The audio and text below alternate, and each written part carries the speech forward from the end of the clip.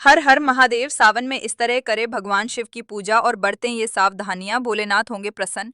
सावन का महीना भगवान शिव को समर्पित माना जाता है। हिंदू पंचांग के अनुसार सावन यानी श्रावण मास में शिवलिंग की पूजा का बहुत अधिक महत्व है। इस महीने को भगवान शिव का प्रिय महीना कहा जाता है क्योंकि इसी दौरान समुद्र मंथन हुआ था और शिव जी ने विषपान कर संसार की रक्षा की थी। यही कारण है कि सावन में शिवलिंग की पूजा से विशेष फल मिलता है और हर मनोकामना पूरी होती है। सावन में शिवजी की पूजा का महत्व। सावन में शिवलिंग की पूजा करने से मनुष्य के सभी दुख दर्द दूर होते हैं। ऐसा माना जाता है कि इस महीने शिवजी जल्दी प्रसन्न हो जाते हैं और अपने भक्तों पर कृपा बरसाते हैं। खासतौर पर सोमवार के दिन शिवलिंग पर जल चढ़ाने से विशेष लाभ मिलता है। मान्यता है कि इस महीने में जो व्यक्ति सच्चे मन से शिवलिंग पर जल, दूध, बेलपत्र और धतूरा चढ़ाता है, उसकी सभी मनोकामनाएं पूर्ण होती हैं। कुंडली में शनि, राहु, केतु या चंद्र दोष हो तो सावन में शिवलिंग पूजन से उसका असर भी कम होता है। इसके अलावा कहा जाता है कि सावन में शिवलिंग पूजा करने से व्यक्ति के घर में सुख समृद्धि बनी रहती है और वैवाहिक जीवन में प्रेम बढ़ता है।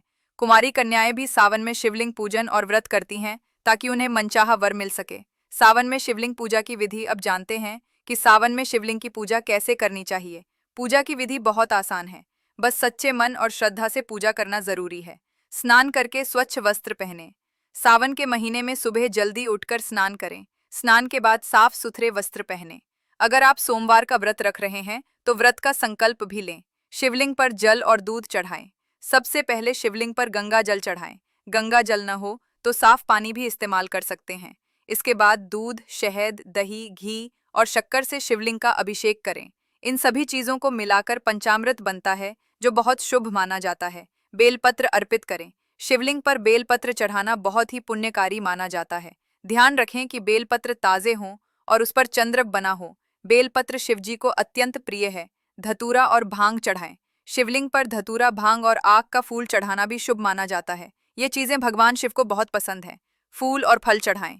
शिवलिंग पर सफेद फूल, खासकर कनेर, चमेली या मदार के फूल चढ़ाएं। साथ ही फल भी अर्पित करें।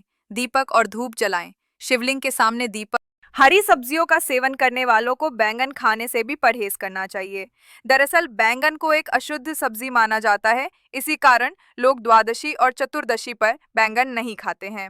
श्रावण मास में शिवलिंग का दूध से जलाभिषेक करना काफी महत्वपूर्ण माना जाता है, इसी कारण इस महीने दूध पीने से परहेज करना चाहिए।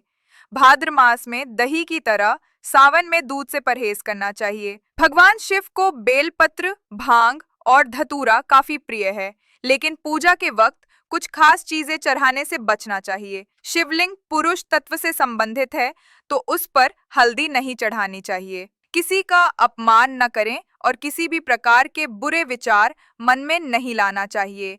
खास तौर से गुरु, जीवन साथी, माता पिता, मित्र और द्वार पर आए लोगों का अपमान नहीं करना चाहिए। अगर घर के द्वार पर कोई गाय या बैल आए तो उसे मार कर भगाने की बजाय कुछ खाने के लिए जरूर दें। बैल को मारना भगवान शिव की सवारी नंदी का अपमान करने के समान है। इसके अलावा शरीर पर तेल लगाने से भी परहेज करना चाहिए। साथ ही भोजन के लिए कांसे के बर्तनों का इस्तेमाल करना चाहिए। सावन में पूजा के समय भगवान शिव या शिवलिंग को केतकी का अर्पित करने से बचना चाहिए। इसके अलावा दिन के वक्त सोने से भी बचना चाहिए। आपको ये जानकारी अच्छी लगी हो तो चैनल को लाइक शेयर कर दीजिएगा। वीडियो देखने के लिए बहुत बहुत धन्यवाद। सावन माह की बहुत बहुत शुभकामनाएं।